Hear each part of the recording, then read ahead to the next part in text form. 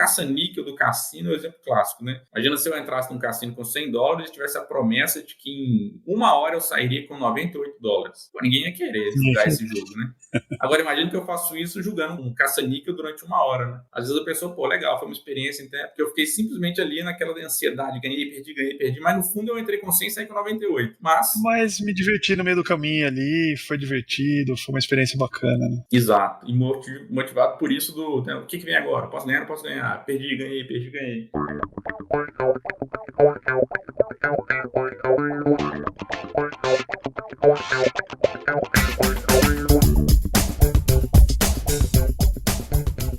E aí, eu sou o Marcel Leal e você está ouvindo a mais um episódio do Ligando Ideias. O papo de hoje é com o Thiago Cizenando. O Thiago, ele é um consultor de gamificação para as empresas já há bastante tempo, há mais de 10 anos já. Trabalha com o Yukai Shao, que é o autor, né, quem criou o framework do Octalize. Vocês vão saber mais sobre esse framework nesse papo aqui. Ficou bem legal, tá bem focado em gamificação. Acho que vai dar para tirar bastante dúvida nesse papo de hoje. Vamos nessa!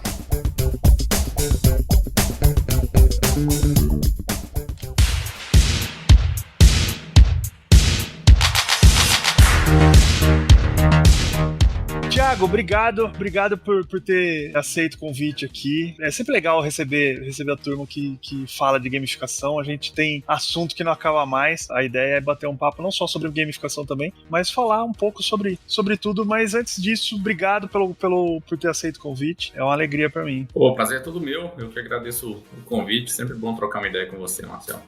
Vamos lá. O Thiago, para quem não conhece você, o Thiago Cizenando, ele trabalha com gamificação há bastante tempo também. Ele tá muito especializado ali, focado no framework do Octalizes, né, Thiago? Como é que você caiu nisso primeiro, né? Porque é um framework já do Yukai Shao, né? Lá quando a gente tava na startup, ele tava junto ali, 2013, 2014, por ali, né? Um pouco antes, talvez, até. Antes. Você já conhecia ele nessa época? Como é que você caiu nessa história aí? Porque você é consultor oficial dele lá, né? Conta um pouco como é que você caiu nisso. É uma historinha rápida, então, né? Porque eu formei em engenharia de automação, trabalhei na área uns bons 6 anos, empresa grande e tudo mais. Nossa, nada a ver com game, com nada, né? Nada a ver com game, com nada. Apesar de que até depois, né, a gente foi muito bom esse pensamento sistêmico do engenheiro para pensar em sistemas lá de planilhas, jogos, balanceamentos, economia de um jogo, isso tudo foi muito útil. Mas, de fato, zero intenção disso desde o início, embora já gostasse de jogo e desse universo desde sempre. Mas trabalhando como engenheiro normal, trabalho normal, carteira assinada, viagem para lá e para cá. Quando um colega, principalmente, já estava interessado em começar uma startup e já vinha, né, com o canto da sereia há um tempo. Era uma coisa que eu tinha também, mas eu admito que ele foi ali o catalisador de tudo. Em Belo Horizonte mesmo? Belo Horizonte mesmo, exatamente. Na área até de promoção da saúde corporativa, especialmente. Ele já tinha enxergado um problema que até hoje é crítico, né, de plano de saúde das empresas, a inflação médica sendo maior do que a própria inflação econômica, a importância das empresas terem gerência sobre esses dados para poder negociar melhor os planos, coisas do tipo. A especialidade dele me chamou para entrar nessa empreitada, era eu, ele e o irmão dele, e aí foi em 2014 que eu abandonei de fato a engenharia para entrar nesse mundo das startups, e foi, né, aí você sabe como é que quando começa uma startup, né, sabe muito bem que aí, cara, todo mundo tem que aprender tudo, né? Você já tinha essa experiência de empreender, assim, mesmo fora da startup, não? Zero. Você saiu da engenharia, você estava na indústria já, né? Exatamente. Saí da faculdade, fui para a indústria, projetos e tal. Nesse ali, vamos chamar uns 6 meses antes de fato pedir as contas. Aí eu comecei a fazer os cursos todos, né, de Lean Startup, Canvas, aquelas boas práticas todas de começar um negócio, mas assim, na teoria, para de fato começar a aplicar uns 6 meses depois, né, quando pelo menos a gente fez aquilo que eu acho que é uma boa prática de, ao tentar conquistar uma ilha, a gente queimou os navios ali, né, os barquinhos, para garantir que a gente estava de fato focado em conquistar aquela ilha, né. Porque é comum a pessoa tentar uma coisa, mas ela, né, tem o emprego dela e tem outra coisa, acaba que aquele negócio fica sendo mais ali um hobby do que qualquer coisa. A gente de fato não, né? Queimou os barquinhos, pelo menos por um período de tempo, mas... Você e seu amigo? Isso. Eu, Vocês meu dois. amigo, isso, e esse irmão dele, éramos 3. Ah, sim. Ele era o CEO, visionário, médico, com doutorado em ciência da informação, todo esse mix diferente. O irmão dele, programador, full stack, bom de serviço. E eu entrei para gerir essa parte do produto, criação do produto e ficar como responsável pela criação da experiência, assim, sabe? E foi nessa que eu acabei começando a estudar gamificação como uma das possibilidades de como é que a gente vai engajar esse pessoal das empresas para interagir com a nossa plataforma, para que ela possa coletar os dados que a gente precisa para gerar o valor para a empresa. Você foi na gamificação pela empresa, pela startup, né? Para aplicar na sua própria startup, então. Exatamente. Com um problema real ali para ser resolvido. Já de fato com aquela coisa assim, eu acho que isso aqui tem potencial, né? E agora que o negócio era meu, vamos ver se isso é bom mesmo. E eu comecei a estudar. E aí foi quando eu estudei vários, né? Fiz aquele curso do Coursera, que é famoso aí, do Kevin Werbach, que a gente fez. E nessas andanças é que eu encontrei o modelo Octalis do Yukai, muito pelo blog dele. Na época não tinha um livro. O livro foi lançado em 2015, salvo engano. Mas o blog já tinha muito material, muito vídeo, né? E eu comecei a ler e me inteirar. Falei assim... Tinha bastante coisa, ele tinha TED, ele já era bem evangelizador do tema mesmo na época. Já. Total. 2014 ele já estava despontando. Era a historinha dele, ele conta que em 2003 ele começou. Em 2013, assim, foi quando ele começou a ganhar um pouco de projeção. O blog dele começou a ter, né, umas dezenas de milhares, né, de visualizações por mês. 2 anos depois o livro ia sair, então foi mais ou menos ali que ele também começou a se projetar. E aí foi quando deu esse casamento interessante, porque ao mesmo tempo que eu estava estudando cada vez mais o modelo dele e aplicando, ele estava crescendo a consultoria dele e em um determinado momento, eu até lembro, foi pelo Facebook, deve ter sido 2016, ele postou só, tô expandindo, tô precisando de consultores, quem quiser me escreve, uma coisa assim bem informal. Olha só. Até interessante porque na época, pois é, ele até escreveu assim, de preferência na Europa, por causa do fuso horário. Aí eu falei assim, brasileiro não desiste nunca. Ele fica na Coreia, né? Na época ele morava em São Francisco. Ele tá em São Francisco. Ele é coreano, né? Ele é taiwanês. Taiwanês. Mais pra chinês do que coreano. Eu achei que era coreano. Mas não. Nasceu em Taiwan. Nessa época, 2016, 17, 18, ele morava em São Francisco. Foi um pouquinho antes da pandemia ou durante que, de fato, ele mudou de volta para Taiwan. E hoje ele tá lá de novo. Tá morando em Taiwan. Legal. Mas ele mandou essa do Facebook, de, né, tô procurando, principalmente na Europa, porque o projeto que ele tinha era lá, por causa do fuso horário e tal. Aí eu falei, não vou... Brasileiro, a gente sempre tenta um pouquinho a mais, né? Eu escrevi a cara e na coragem. Eu lembro que assim, cara de pau mesmo. Depois ele me ligou pelo Skype, bateu um papo assim, igual a gente tá batendo, me perguntou umas coisas, falou assim, você tá entendendo muito do meu modelo, quer trabalhar comigo? Pronto, aí estamos trabalhando desde então. Que legal, isso foi quando? 2015 mesmo, aquela época mesmo? 16. Foi 2016, que comecinho de 2016 que de fato eu comecei a trabalhar com ele. Na época ainda tinha startup, eu toquei em paralelo um bom tempo. Aí a gente acabou fechando a startup. O sócio visionário lá mudou para a Austrália, a gente acabou mudando um pouco o foco. E aí eu fiquei full time mesmo, porque de fato já estava surgindo muito projeto, muita oportunidade. Então, para mim foi ali uma que legal. natural. E tem então 7 anos já, então. De dedicação a isso, sim, exatamente. Que legal. E aí esses primeiros projetos eram para fora mesmo? Ou já tinha projeto apontando aqui no Brasil? Você vendia projetos para cá, para aplicar com a consultoria? Como é que era? Não, 2016 era 16, 17 até 18, era 100% para fora, né? Estados Unidos e Europa. Tanto empresas grandes, tinham algumas, mas muito startup também, que nos Estados Unidos e também na Europa, né? Eles conseguem financiamento, ou até na época conseguiam talvez mais do que hoje, né? Mas conseguiam um financiamento alto e fácil, então eles tinham ali um caixa para poder pagar projetos interessantes, investir nessas ideias que ainda eram um pouco ali inovadoras, né? Então era quase tudo de fora, até foi no final de 18 para 19 que a gente conseguiu até um projeto grande, com uma empresa que tem uma sede aqui no Brasil, até a matriz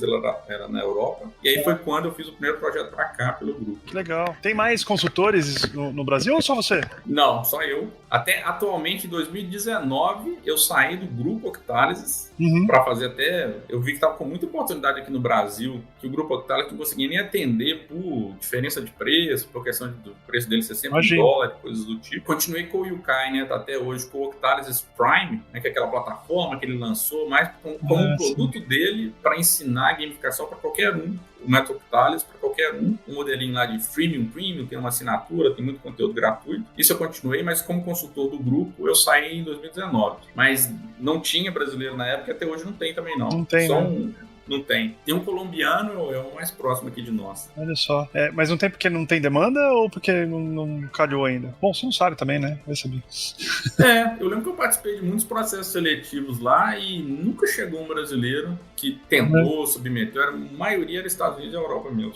Legal. Vamos contar um pouquinho como é que funciona esse modelo, Thiago? O modelo do Octalysis é baseado em 8 drives, né? 8 pilares ali de motivação, né? Exatamente. Então o Yukai criou isso com essa pergunta assim, né? Por que alguns jogos, usando os jogos como fonte inspiradora de tudo, né? Por que alguns jogos motivam e outros não, né? Por que uns são tão bons e outros são tão ruins? São pontos, são medalhas, são ranks, né? Aí, mas tem jogo que tem ponto que é bom, tem jogo que tem ponto que é ruim. Sim. Tem jogo que tem um gráfico muito bom, que é lindo, tem jogo que tem um gráfico muito bom, que é péssimo. Tem jogo que é uma linha de texto que é muito bom, então assim, parecia que não eram esses elementos de jogos, né?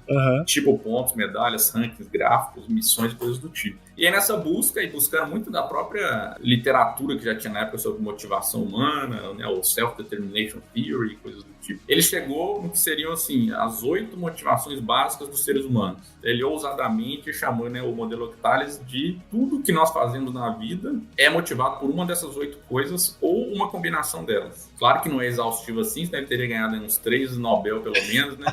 Mas é muito útil para criar o que a gente está precisando dessas experiências gamificadas, de, né, pensar fora da caixa algumas soluções. Então, para isso se torna muito útil. Então, conhecer essas 8 motivações, como que elas interagem entre si, quais efeitos cada uma delas tem, até para conseguir enxergar, né, experiências e ver assim, tá faltando muito disso aqui, né, isso aqui tá em excesso, dá para balancear melhor essa experiência. Então, por isso que ficou tão famoso assim, né? Conseguiu criar um framework muito prático. E aí, quais são esses 8? Puta, não vou lembrar de cabeça aqui, mas acho que é... Eu lembro de... Se quiser, eu vou te dar uma colinha aqui, ó. Vai falando. O octógono, o primeiro deles lá, o que eles chamam de sentido épico e chamado, que é aquela ideia de ter um propósito, ter um propósito, se sentir parte de algo maior do que você mesmo, né? Aquela ideia do herói. O 2, que é o senso de progresso e realização, né? Os nomes oficiais são em inglês, até a tradução é meio livre, assim. Cada vez eu já vi pessoas traduzindo para português de forma diferente, mas esse senso de progresso e realização... mas o drive é o mesmo, né?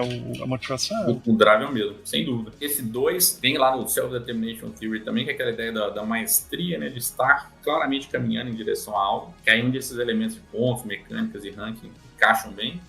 O terceiro, que ele chama de... Empoderamento. Isso, empoderamento da criatividade e feedback. Seria a tradução literal, né? Mas tem muito com essa ideia da autonomia que a gente tem frente a regras específicas, ou, né, o jogo de xadrez costuma ser o exemplo maior, assim, né? As pecinhas movem de forma muito simples, mas o que eu consigo criar em cima daquilo ali tem um potencial infinito, assim. Então essa motivação de, dado regras básicas, que eu consigo fazer em cima daquilo, né? O 4, esse senso de posse e propriedade, em efeito posse da psicologia mesmo, né? Tudo aquilo que eu sinto que me pertence, o que está personalizado para mim, ou que de alguma forma está conectado com a minha vida, tem um valor maior. O 5, influência social e relacionamento. Então, tudo que de fato envolva outras pessoas nessa experiência, que é uma motivação, né, que cai na categoria das intrínsecas, né, que ela por si só já é a explicação da própria motivação. Então, encontrar os amigos para uma festa, para um bar, para um jogo, eu não preciso de receber um dinheiro para isso, ou alguém me dá uma estrelinha, nem nada, né? A atividade por si só é intrinsecamente interessante. A pressão social entra nesse pilar também, quer dizer, eu vou fazer porque as pessoas estão, eu vou falar obrigando aqui, entre aspas, mas porque tá todo mundo lá, puta, eu tenho que criar uma conta no TikTok porque tá todo mundo lá. Total. Entra em cheio, e até uma das coisas que achamos das belas sacadas do Yukai nesse modelo, né? Ele colocou cada um dos 8 em um lugar específico do octógono. Depois tem que ser um exercício de imaginação que a gente tá aqui só se ouvindo, né? Que a gente tá só no áudio aqui, mas acho que é tranquilo de imaginar. Pois é. Aí quem conseguir imaginar, esses pilares 1, 2 e 3 que eu falei, eles estão tipo na parte de cima do octógono, que é o que ele vai chamar lá de chapéu branco. Os 6, 7 e 8, que eu ainda nem falei, são os de chapéu preto. E o 4 e o 5, que era bem esse da posse, e o da influência social, que eu falei agora que você perguntou, eles estão nessa zona cinza onde eles manifestam tanto o chapéu branco, daquela ideia assim de às vezes usar o exemplo de alguém para me motivar e aquela pessoa vira a minha inspiração, eu quero ser um herói igual ele é um herói, quanto essa pressão social às vezes até mais manipuladora cultura mesmo, do tipo, todo mundo tá fazendo, eu tenho que fazer, né? Se todo mundo entra no elevador e olha para um lado, me sinto pressionado a olhar para o mesmo lado. Então ele encaixa essas duas manifestações, assim, tanto o chapéu branco quanto o chapéu preto. Chapéu branco nesse sentido, assim, eu me sinto no controle da situação, e o chapéu preto um pouco mais manipulativo, porém essenciais para algumas experiências aí, depois a gente pode exemplificar. Legal, a gente vai falar assim, acho que faltou 2, né? Faltou 3, aí o 6 é o escassez e impaciência, que é essa ideia assim de fazer uma coisa, porque né, ou é escasso ou o tempo está acabando, é bem o resumo da economia, né? Quanto mais escasso, mais valor a gente dá. O 7, curiosidade e imprevisibilidade, tudo aquilo que não teve um desfecho, que eu quero saber o que acontece, ou tem essa pegada de ser aleatório, também nos motiva para ficar vidrado, viciado, né? Tipo, um caça-níquel do cassino é um exemplo clássico, né? Imagina se eu entrasse num cassino com $100 e tivesse a promessa de que em 1 hora eu sairia com $98. Pô, ninguém ia querer jogar esse jogo, né?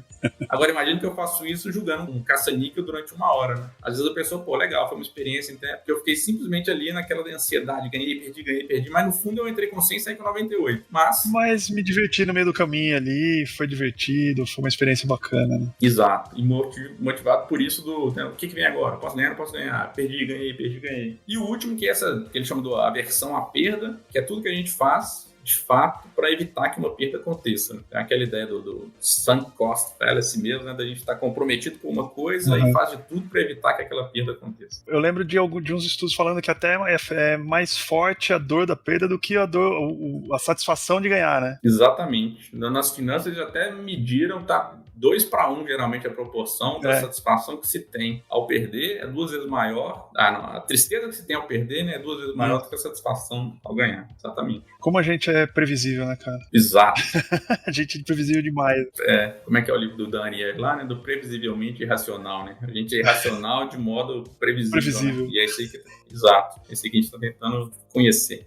Legal. E você falou de exemplos. Você lembra de algum exemplo aí de real que você trabalhou? Como é que foi? Como é que funciona no Octalysis? Porque a gente tem esses 8 cores, né? Esses 8 pilares aí. A hora que você vai pensar num projeto de gamificação, não necessariamente as pessoas são motivadas pelas mesmas coisas, né? Especialmente numa empresa, quando a gente tá falando de, sei lá, milhares de funcionários. Como é que funciona isso num projeto grande desse, assim? Você faz um pouquinho de cada mesmo? Você faz uma pesquisa com a galera da empresa? Como é que funciona para aplicar esse conceito?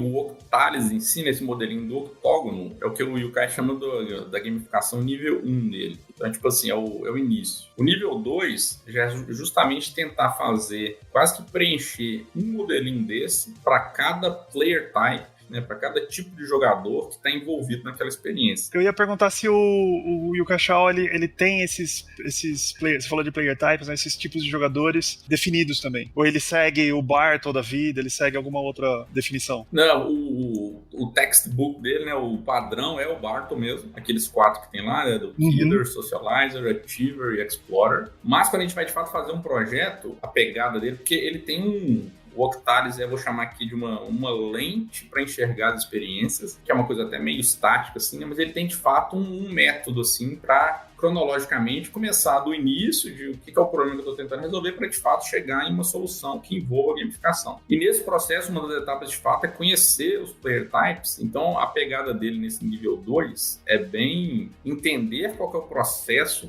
qual que é o jogo que a gente está tentando julgar ali, né? Então, vamos supor, é uma empresa que está querendo tornar o sistema de ensino ou, né, educação corporativa deles, o que eles oferecem lá de treinamentos mais interessante para as pessoas. Então, é entender, mas quem são, então, os agentes com ações diferentes, objetivos diferentes envolvidos nesse processo. Então pode ser que um player seria o funcionário em si. Um segundo player seria, às vezes, o gestor de RH ou algum gerente que tem um papel diferente nesse jogo. Às vezes o papel dele, as próprias métricas dele vão ser outras. Ele está interessado em alimentar o sistema, o que mais dos funcionários cumpram tais coisas. E ainda poderia ter, às vezes, um terceiro player type, que às vezes, sei lá, se a gente descobre que o diretor tem um papel diferente no jogo também, enfim, não sei. Mas só para exemplificar que, em vez de usar especificamente, né, alguns pré-prontos, a ideia é tentar entender nesse exemplo específico que a gente está tentando tentando aplicar, né? Qualquer que seja ele. Quem são esses principais agentes que têm ali objetivos diferentes, ações diferentes, para que eu possa pensar neles assim, beleza, então funcionário, o que mais move ele? Pô, às vezes é o crescimento profissional, então não há medo de perder o salário, então não, a empresa tem mais, o sentido épico é muito grande. Você vai na motivação do funcionário primeiro, então. Do funcionário, ou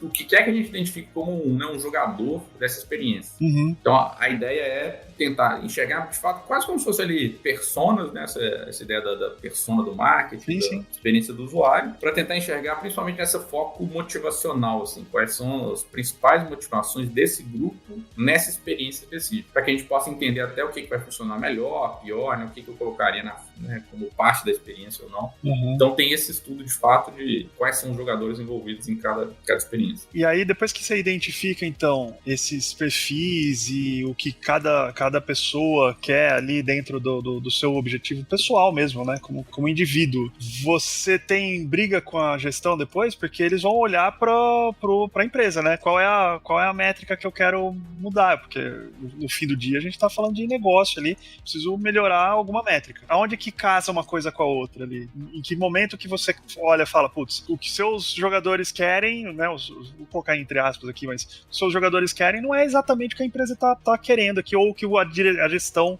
imagina. Como é que funciona? Você já passou por isso? Total. Pergunta, inclusive, de quem já passou por isso também, né, Marcelo? Eu sei que você já deve ter experimentado isso, porque, sem dúvida, isso existe. E até vou dar um passinho atrás, porque, também usando um pouco do conceito do Yukai aqui, ele diferencia, né? Qual a diferença de gamificação para um game, um jogo? O jogo tem como fim primordial, né, o entretenimento, e aí, por causa disso, você tem que engajar pessoas de todas essas variadas, né, formas, lentes, motivações, porque uma vez que o jogo parar de ser interessante para mim, eu paro de jogar, às vezes eu vou jogar outro jogo, ou vou ler um livro, ou vou fazer outra coisa. Eu não tenho nada de compromisso com o jogo que não seja ele estar ali me engajando, me entretendo de alguma forma. A gamificação é usar essas mecânicas e essa magia dos jogos, mas para chegar em algum objetivo específico, geralmente de negócio. Então, nesse caso nosso, né, como se fosse de fato a empresa nos contratou para mudar esse indicador aqui de 10% de completude dos meus cursos oferecidos para 20%, ou provas realizadas e conhecimento adquirido dos meus funcionários de nota 70 para 85%. De fato, a ideia é que se tenha métricas bem claras que a gente quer alcançar com aquele projeto. E aí, essas métricas da empresa é que vão ser a estrela guia do projeto mesmo. As motivações dos usuários vão tentar entrar ali para que quando a gente constrói a experiência, de fato a gente não perca de vista onde a gente quer chegar, do tipo aumentar, né, a absorção do conteúdo, a própria utilização da plataforma, mas a motivação do funcionário, do jogador, seria mais para tentar responder o como, né? Então, como eu vou conseguir chegar nisso? Eu entendi o que motiva ele. O social nessa empresa aqui é muito forte, então se a gente fizer essa coisa de tal forma social, ou não, storytelling, aqui a empresa já tem uma história muito clara, né, desenhada aqui, se a gente usar isso a nosso favor. Então é mais para tentar ajudar no como, mais para chegar naqueles objetivos que a empresa quer. Claro que pode chegar um ponto que vai que, a empresa, o objetivo da empresa é, né, demitir 50% dos funcionários, ou uma coisa assim que vai frontalmente contra, aí é o caso até de, né, não pega o projeto, ou, né, ou muda alguma coisa. Você chega a recusar, então, o projeto mesmo? Sem dúvida. A gente já teve algumas boas discussões lá no Grupo Octalis de quais tipos de projetos, né, são aceitáveis ou não. Inclusive, essa chamada de bússola moral de cada um varia, né? Então, a gente já teve um projeto de cassino, que teve gente que se recusou a fazer e teve gente que fez. Projeto de indústria de bebida. Peraí que eu acho que eu não entendi direito. Cassino mesmo, de verdade? Cassino era um cassino... Gamificar o cassino? Como é que funciona isso, cara? Era um cassino, na verdade, virtual, mais grande lá na Europa.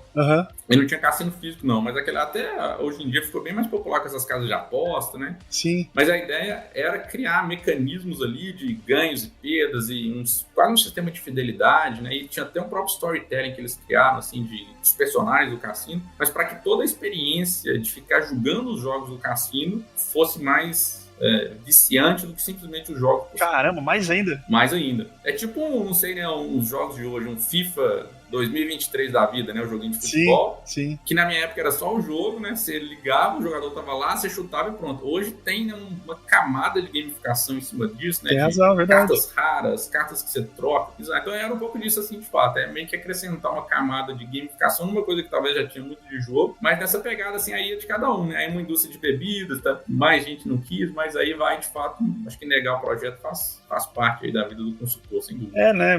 Porque a galera enxerga muito gamificação como o salvador da pátria também, né, Thiago? Às vezes, não, puta, a galera tá aqui desmotivada, vamos fazer uma gamificação aqui. Aí quando você vai conversar com a turma tá, puta, meu salário é baixo, os caras não me pagam faz 3 dias, tá com atraso já no pagamento. E aí a gamificação não vai adiantar o salário de ninguém, não vai, né? Tem tudo isso Total. também. É um ótimo ponto, pra já não ficar achando que de fato é a panaceia, né? Sim. Mundo ideal, a gamificação vai turbinar um processo que já está, né, bem desenhado, bem feito, e aquilo ali potencializa. Agora, se de fato o problema, vou chamar mais estrutural, igual você falou, daí é colocar, né, o famoso chocolate na couve-flor ou alguma gracinha ali que você vê que as coisas não funcionaram. Verdade.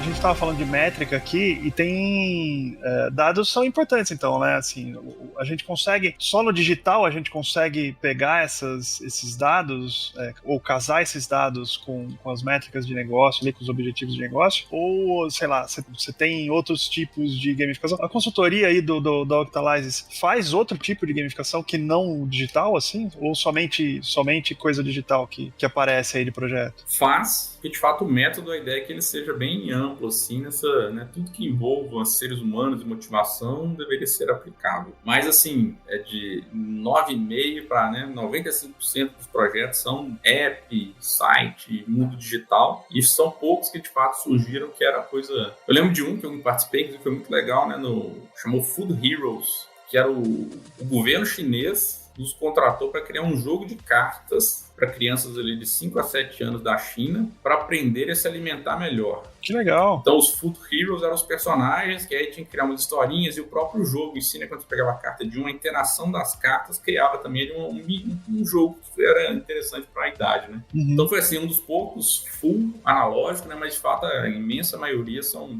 projetos digitais. E você tinha que perguntar, né, onde as métricas, de fato, a ideia é que a gente consiga, né, rastrear, seja, né, os analíticos da vida, mas que aquilo que a gente quer impactar, a gente tem que de fato conseguir medir para ver se está indo na direção certa, né? Que algo muito comum fiz o projeto, 1, 2, 3, 6 meses, implementou, necessariamente vai tendo seus ajustes ao longo do tempo, né? Então, começa a utilização, eu vejo o que tá bom, o que tá ruim, e já tem até meus planos de, se isso aqui, achei que o engajamento ia chegar tanto e ainda não chegou, vamos colocar essa funcionalidade a mais, né? Isso aqui já tá muito bom, vamos focar nessa outra área. Então, acompanhar as métricas é fundamental para esse processo todo. E aí, né, esse da China, por exemplo, tinha algum objetivo de negócio, alguma métrica envolvida, não? Algum indicador que precisava melhorar? Não, sempre tem, né? O objetivo deles lá era... Eu não lembro de cor, mas tinha um objetivo de tantos por cento das salas utilizando, algum tipo de satisfação, não lembro se era dos pais ou das crianças, e eles ainda fizeram produto, eles fizeram o produto físico, o baralho da coisa, então tinha uma métrica de vendas lá também, como se fosse assim, uma aceitação que as famílias podiam comprar para jogar em casa também, sabe? Olha só. Então não deixava de ser uma métrica do tipo, deu certo, então o pessoal tá comprando. Não, total,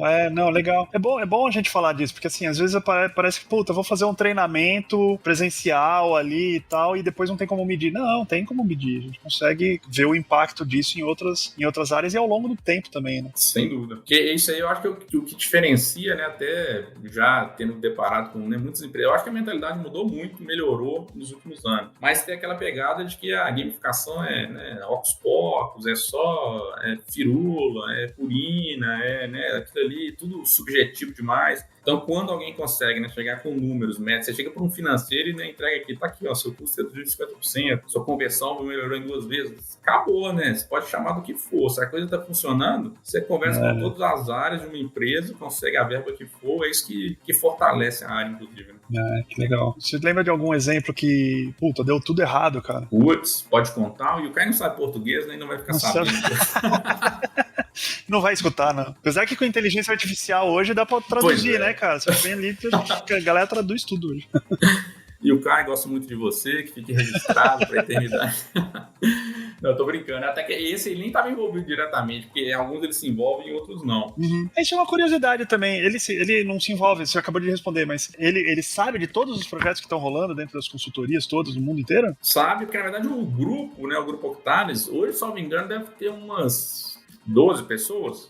Não são muito, então. Não. Já chegou a ser maior, né? Porque que eu tava lá, mas era assim, 20. Acho que foi o máximo que chegou. Hoje tem uns 12. Então a gente fala que tem uns. Caramba, então vocês tocam vários projetos ao mesmo tempo, né? Sim.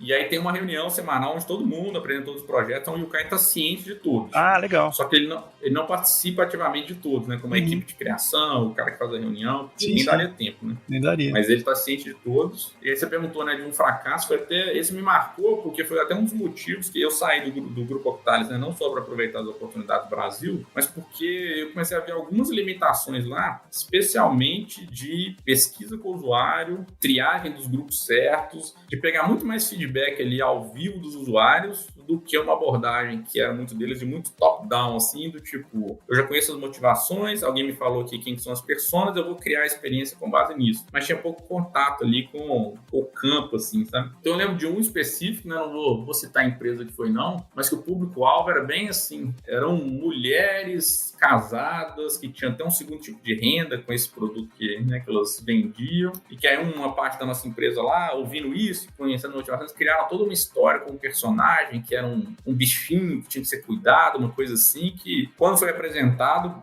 foi assim, putz, isso não tem nada a ver, sabe? A mulher da cidade não quer outra coisa para criar e outra preocupação desse tipo, é outra pegada que tem que ser. Então, assim, foi meio fracasso nesse sentido. E me despertou também essa luzinha de que não adianta só, muitas vezes vai acertar essa abordagem muito assim, né? Pô, eu já conheço as motivações, então eu faço um negócio que deu certo. Mas eu acho que para ficar mais robusto, assim, né? Tipo, fail-proof mesmo, tem que ter apegado o quanto antes ali de, né? Se eu tivesse ouvido essa pessoa antes, né? Se eu tivesse chamado aqui pro meu laboratório algumas, feito algum... Isso não teria acontecido. E lá não tinha muito disso. Então foi até um dos motivos que me fez sair, mas é aí um dos projetos fracassados que eu lembro. Na verdade, foi só porque pulou uma etapa ali, né? Pulou um step ali. E o step deles, dos players, era muito ouvir o próprio cliente, assim, né? Então, quem estava me contratando me contava o que era, na visão dele, essas pessoas. E, às vezes, aquilo que foi absorvido levou-se para um lado, né? Mas se eu ouvisse as pessoas diretamente, ou até, idealmente, né, conseguisse vê-las em ação, entender quem seriam esses usuários chaves da minha experiência, eu acho que teria sido, né? O caminho teria sido outro desde o início. Você sabe que isso já aconteceu comigo também, né? De você pega a impressão da gestão sobre um público deles. Não, a galera é muito competitiva. A gente precisa fazer uma competição e tal, blá, blá, blá. Aí você vai conversar com a turma lá, não tem nada a ver, a galera tá vendo outra coisa, tá preocupada com outra coisa, e aí você põe uma dinâmica que não tem a ver, né, que não tem a ver com a motivação que eles estão esperando lá, você enterra, né, a motivação depois.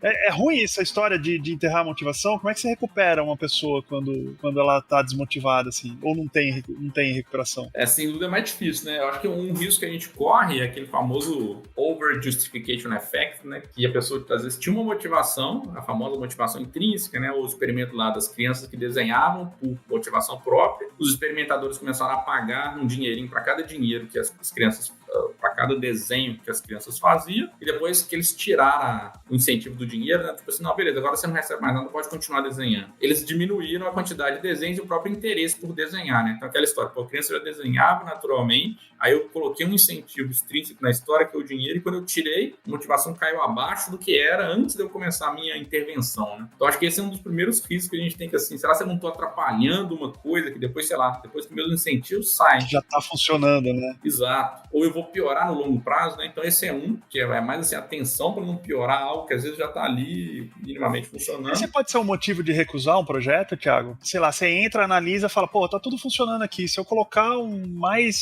se eu mexer nisso daqui, pode ser que desande a maionese aqui. Ou seja, você nunca passou por isso. Perguntando de curioso também, porque eu não lembro de nada parecido, não. Pois é, porque o que já aconteceu mais de uma vez é a pessoa, né, achar que o problema era um e a gente acaba vendo que o problema ou era outro, ou era maior, ou era uma outra outra área, isso, porque acaba que, né, do jeito que, claro que eu tô com uma visão viciada, né, mas eu acho que a gamificação ou essa abordagem do design focado nas motivações humanas, pô, é útil para qualquer empresa que tenha pessoas. Muito. Então, se a porta foi aberta, eu acho que alguma coisa de fato vai ser encontrada de útil ali, mas achar um projeto, um processo específico que já estava tudo azeitado, 100% motivado, não. Agora, o que você tinha perguntado, acho que se alguém tiver muito desmotivado, assim, uma crise total disso, é mais difícil, de fato. Aí eu acho que volta para aquela história anterior de resolver alguma coisa mais estrutural, para que isso não fique sendo ali, ser só um paliativo igual desde do dinheiro, né? Que às vezes eu pago, a coisa funciona, mas depois que eu tirar esse incentivo, acabou, vai ser pior do que era antes. Né? Você me lembrou de outra coisa que acontece bastante também. Como é que vocês resolvem quando, sei lá, uma equipe de vendedores é sempre o mesmo que ganha o tempo inteiro, sempre o mesmo que está na frente?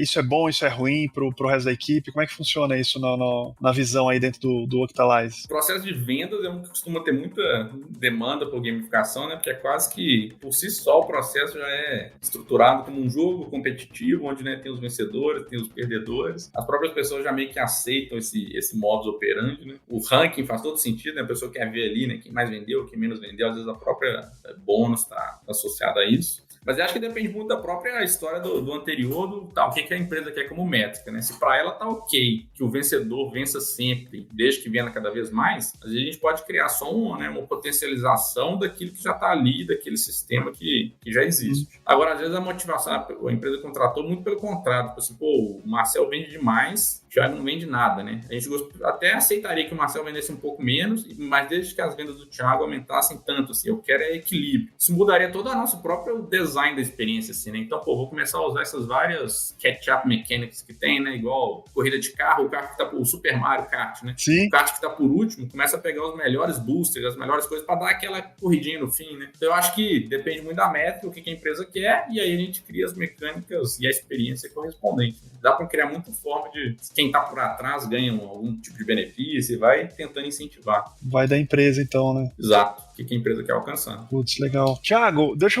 eu perguntar outra coisa aqui, saindo um pouco do corporativo. Quem quer trabalhar, eu não vou nem dizer trabalhar com gamificação, porque parece muito específico, mas quem quiser fazer algumas experiências ali, necessariamente precisa ter jogado. Você joga? Jogo. Joga videogame, tudo? Videogame menos. Hoje eu tenho jogado muito jogo de tabuleiro. Mas tá jogando videogame hoje? Um pouquinho também. De tabuleiro, ou de videogame. Videogame até eu comecei recente, eu não sei se você já ouviu falar, aquele jogo que chama It Takes Two. Sim, do meus Xbox. filhos zeraram 2 vezes esse jogo. Pois é, eu comecei a jogar com o meu filho justamente, e tem sido assim, uma experiência fantástica. É muito bom esse jogo, é muito bom. É muito bom. De fato, o que eles conseguiram criar ali como experiência é uma fonte de aprendizado muito grande. Agora, o jogo de tabuleiro eu ainda acho que né, pela parte, pelo tátil, pelo social, pelo olho no olho, para você conseguir prototipar uma coisa rápida e aprender como alguém reage, né? Porque no fundo você está tentando criar uma experiência ali, né? O jogo de tabuleiro traz aquilo ali, né? A distância só de um metro da mesa. Né? E aí nisso eu tenho um grupo de amigos, pô, e joga um monte de... depois eu posso até, não sei como é que você fica as referências aí no podcast, mas tem... Não, eu coloco aqui depois. Boa. Né, desde o Catan da vida que criou um novo mercado aí para os jogos de tabuleiro, tem vários que eu acho que vale a pena experimentar para ver que o jogo de tabuleiro já deixou de ser o War e Banco Imobiliário há muito tempo, né? Aqueles jogos ali estão bem ultrapassados em termos de mecânicas e técnicas. Hoje tem empresa que aluga, né? Tem várias empresazinhas que alugam, você paga assinatura, você usa como se fosse, sei lá, assinatura de vinho. Você recebe em casa o tabuleiro, depois devolve, depois vem outro jogo no mês seguinte. Tem algumas empresas, tem algumas startups que estão fazendo isso. Muitos bares e restaurantes. Bares, tem bastante também, é verdade. Você vai pra lá com o grupo de amigos pra, né, socializar e ainda joga um joguinho de tabuleiro desses bares. Joga um pouquinho. E você acha que jogar pra entender um pouco, pra ver como é que se motiva, pra entender o Octalyze precisa jogar? Não. De fato, até entender o próprio grupo Octalyze quando eu estava lá, né? O Yukai é economista, eu sou engenheiro, tinha uma designer mesmo de UX, tinha um diplomata, né? Que é o sócio dele. Não, eu vou perguntar disso depois. Boa. Então, assim, eu acho que de fato as áreas são diversas, porque a própria gamificação, né, não existe hoje uma graduação em gamificação, nem nada do tipo. Ela é uma junção de ciência comportamental com, né, economia comportamental, ciência motivacional. muito de UX, UI, então essa experiência, e game design, que ajuda muito na criação dessa experiência como um todo. Mas geralmente, como são times, né, coisa, se alguém não tem essa versatilidade toda em jogos, acho que não é empecilho nenhum. Mas, como experiência, né, às vezes a pessoa não tem, mas ela pelo menos, né, se expõe a jogar para poder ver por que aquilo ali funcionou, por que não, né? Por que motiva fulano e não motiva ciclano. Eu acho que isso aí, como aprendizado, é fantástico. Não dá para não gostar de jogo, né? Você não precisa jogar todo dia. Eu acho que se chegar ao ponto de não gostar de jogo, aí fica difícil. O que eu ia perguntar é essa história de engenheiro, cara. Como é que é uma coisa que eu quero perguntar para todo mundo que eu consegui bater papo aqui. Como é que, você olhando para trás hoje, como é que as coisas se ligaram no seu caminho profissional aí, cara? Porque você se formou em engenharia eletrônica, né? Você falou? De automação. De automação. Engenharia de automação. Aí caiu pra gamificação. E você estudou depois psicologia, que eu tava lendo aqui. Não foi isso? Alguma coisa de psicologia, ou não? Isso. Eu fiz um MBA em ciência da decisão mais recente. Olhando pra trás, quais foram esses momentos que você olha e fala, puta, isso daqui ligou com aquilo, que ligou com isso, e hoje eu tô aqui? Eu contei no início um pouquinho da história, né? Mas acho que voltando ainda antes, eu lembro de pequeno, esses jogos de tabuleiro que a gente tinha em casa, né? Eu tenho 2 irmãos, às vezes os 4 Laniar era um deles, não sei se você chegou a jogar isso, né? Joguei bastante também, muito legal. Pois é, pegando as pistas de lá e tal. Eu lembro de eu sentado num fim de semana lá fazendo os meus próprios casos, sabe? Agora a gente vai jogar esse aqui que eu inventei, aí eu mudava as regras do jogo, e aí o jogo hora, a gente jogou com várias formas diferentes que eu fui inventando. Então, assim, essa coisa do criar e de testar e da gente experimentar sempre esteve lá. A engenharia veio muito por conta desse gosto de matemática, números e tal, isso eu sempre gostei. Mas a conexão veio de fato com a decisão de sair para startup. E aí, quando eu comecei esse processo de precisar de entender motivação, é que a gamificação surgiu. Agora, é interessante porque quando surgiu, né, e com essa multidisciplinaridade lá do Grupo Octalis, né, até então eu não tinha essa visão, mas eu lembro até da reunião que a gente estava, quando o pessoal estava com dificuldade dessa coisa de balancear um game economy lá. Então a gente precisava saber quantos pontos aqui vai valer, quantas ações vão ser feitas, e aí tava todo mundo. E eu comecei enquanto começava a digitar na planilha, na linha, planilha, fórmula e tal, gráfico, e aí quando eu apresentei, eles me acharam um gênio da humanidade, sabe? Eu fiquei até pensando assim, se fosse os meus colegas de engenharia vendo, eles iam me achar um burro que demorou pra fazer. Mas o pessoal de lá viu muito valor, e aí eu vi de fato como cada um tem lá os seus know-how, né? Então essa coisa, né, desse pensamento sistêmico, de ver como que as entradas podem influenciar o sistema, que tipo de saída vai dar, que é muito ali um pensamento de engenheiro mesmo, foi super útil, né? Outros tinham na questão do cores, fontes, imagens, estética da coisa, muito mais apurado do que eu. E aí eu vi as criações e eu falei, fantástico, eu não vou conseguir fazer isso tão cedo. Então eu acho que tem muito esse mix, assim, de cada um tem suas forças e fraquezas, mas para conseguir encontrar bons times aí. Né? Isso é legal, né? Que são várias skills ali. Quando você junta um grupo, né, pra resolver um problema ali, você tem várias skills, sai uma solução muito legal. Thiago, falamos bastante aqui. Agradeço demais. Vou deixar você ir jantar agora. Maravilha. Falamos demais aqui. Agradeço de novo. Obrigado mesmo pelo seu tempo. Foi muito bacana entender um pouco mais a fundo aí do Octalyze e do jeito de trabalhar e todos os insights aqui que eu tenho certeza que a galera vai pegar. Maravilha, Marcelo. Eu que agradeço de novo aí o papo. E seu trabalho já de muito, muito tempo, né, divulgando a gamificação do Brasil, trazendo seus textos, podcasts e tudo adiante. Então, conte comigo. O que precisar, tamo junto. Valeu, Thiago.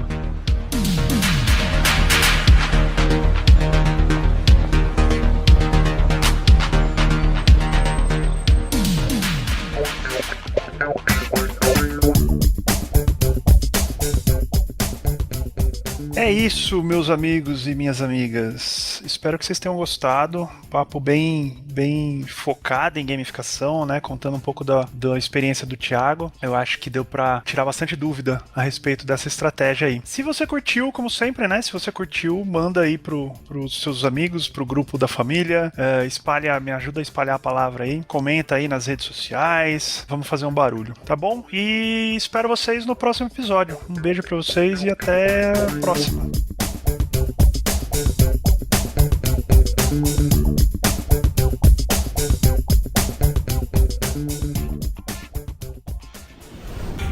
Este programa foi editado por Talkcast. Edições e produções de podcast.